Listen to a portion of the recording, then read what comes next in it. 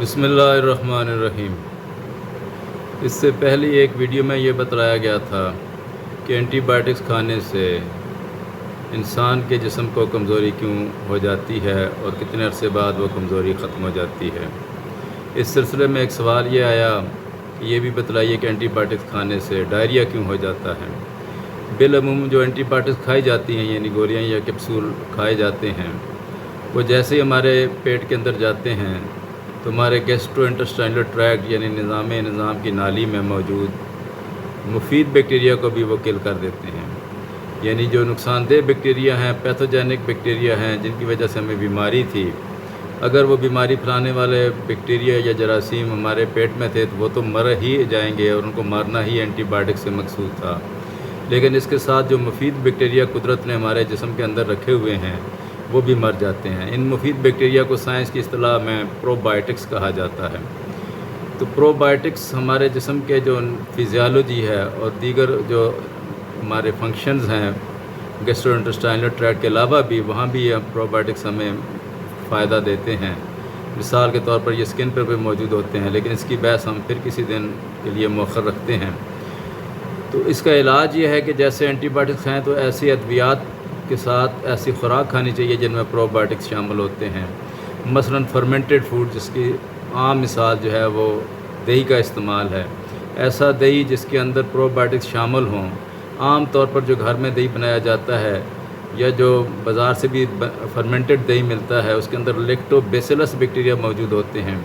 لیکٹوبیسلس bacteria جو ہیں ان میں ایسے بیکٹیریا بھی ہوتے ہیں جو تیزاب سے ریزسٹنٹ ہوتے ہیں اور وہ ہمارے اسٹمک کے تیزابی اثر سے محفوظ نکل جاتے ہیں اور ہماری چھوٹی آنت اور پھر بڑی آنت میں ان کی آبادیاں بڑھنا شروع ہو جاتی ہیں۔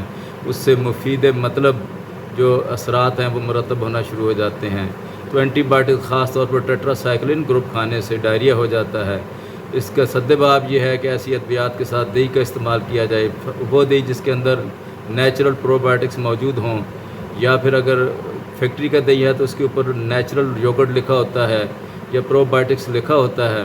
اور جیسے ہی اینٹی بائیوٹکس کا کورس ختم ہوگا اور ان خوراکوں کی ترسیل جاری رکھی جائے گی تو یقیناً یہ چیزیں واپس آ جاتی ہیں اور ڈائریا کنٹرول میں آ جاتا ہے۔ لیکن ڈائریا کو دہی یا اور فرمنٹڈ فوڈ سے کنٹرول کرنے میں یہ بات پیش نظر رہے کہ یہ ایسے پروڈکٹس میں پرو بائیوٹکس شامل ہیں۔ تو بیسیکلی جیسے ہی ہم اینٹی بائیوٹکس کھاتے ہیں تو ہمارے جسم کے نارمل جو پرو بائیوٹکس ہیں وہ بھی کل ہو جاتے ہیں۔ یہ اینٹی بائیوٹکس ایک ان وانٹڈ قسم کا سائیڈ ایفیکٹس ہے جس کو فرمنٹڈ فوڈ کے استعمال سے دور کیا جا سکتا ہے۔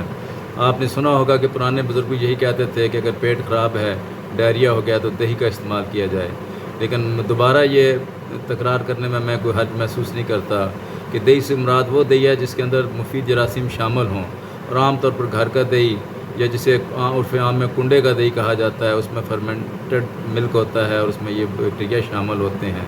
تو لیکٹوبیسلس اسپیشیز کے جو بیکٹیریا ہیں یہ ہمارا مفید رہتے ہیں اور ان سے ڈائریا کنٹرول ہو جاتا ہے۔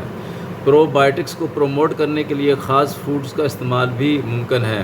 ایسے کیمیکل جو پرو بائیوٹکس کی گروتھ کو، ان کی نمو کو، ان کی بڑھوتری کو بالخصوص خاص طور پر ان کو سلیکٹ کر کے زیادہ گروتھ میں مدد دیتے ہیں، ان کو پری بائیوٹکس کہا جاتا ہے۔ پری بائیوٹکس جو ہیں وہ کیمیکل بھی اویلیبل ہیں اور ایسی فوڈز بھی کا تعین بھی کیا جا سکتا ہے جن میں پری بائیوٹکس شامل ہوتے ہیں۔ ہم آئندہ کسی ویڈیو میں پرو بائیوٹکس کے متعلق بھی بتائیں گے اور ایسی فوڈز کے متعلق بھی بتائیں گے جن کے کھانے سے پرو بائیوٹکس کی گروتھ میں، ان کی تعداد میں نمایاں اضافہ ہوتا ہے اور یوں جسم میں جو ہے مفید اثرات جو ہیں ان بیکٹیریا کے وہ مرتب ہونا شروع ہو جاتے ہیں۔ تو انشاءاللہ پھر کسی ویڈیو میں پرو بائیوٹکس اور پری بائیوٹکس کے متعلق بھی عرض کیا جائے گا۔ السلام علیکم ورحمۃ اللہ وبرکاتہ۔